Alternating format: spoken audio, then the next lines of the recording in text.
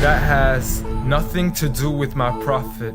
Please just stop it. It doesn't make any sense. That's not the message he sent. That's not what he meant. That's not why he came. So you can claim as much as you want to, but I assure you the man I follow was not the same. See, I know a man who forbade the cutting down of a plant, who even spoke against those who had burnt an ant. So why is it that I simply can't understand how we claim to follow the same man?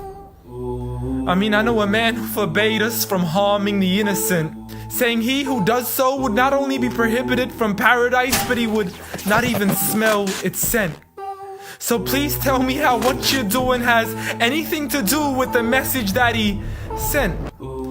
This is the man who forbade us from even scaring cattle with a knife, saying you have no right to let the animal die twice.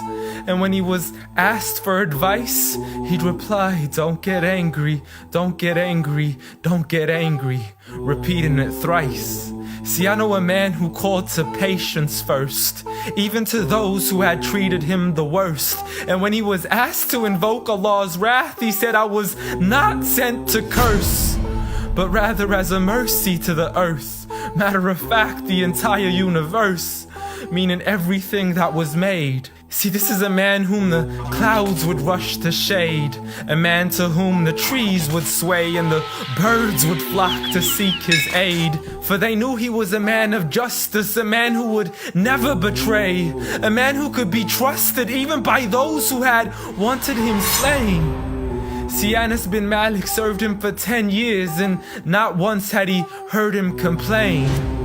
For he would never get angry for himself, but only for Allah's sake. And he never responded to evil with evil, but rather he pardoned and forgave. For had he been harsh-hearted, the people would have ran away. So what is it that we still don't understand when we claim to follow Islam, yet we fail to follow this man? I mean, I know a man who was so caring and compassionate, who said that there is a reward in serving all things that are animate. In other words, everything that breathes, whether it be the animals, the trees, and every single human being. I mean, if Allah called him Rahmatan lil Alameen, how dare you call him anything else that contravenes? See, this is a man who said that the Muslim was he who is soft, simple, and lenient.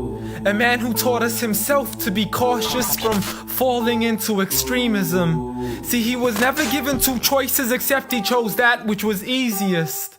Not for himself, but for his people and their convenience.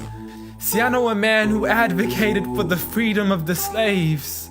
A man who taught us that the Muslim is the one from whom the people are safe. Not only from his hands, but even from the words that he says. See, this is a man who would never mock, mimic, nor ridicule, nor would he ever publicly rebuke an individual. This is the man I follow, so forgive me if this sounds unusual. But the man I know was so much more handsome, so beautiful. A man who taught kindness to the neighbors, who taught us to serve others without expecting back any favors, to spread peace to those we know and even to the strangers, to walk with humility and to simply ignore the haters.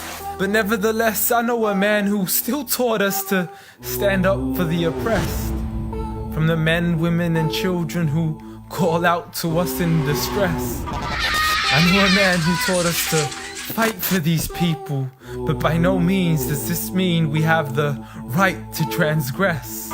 For those who oppress have nothing to do with his name. So you can say what you wish to say and continue to defame his name, but at the end of the day, I assure you, the man I follow was not the same. Muhammad sallallahu alayhi wa sallam.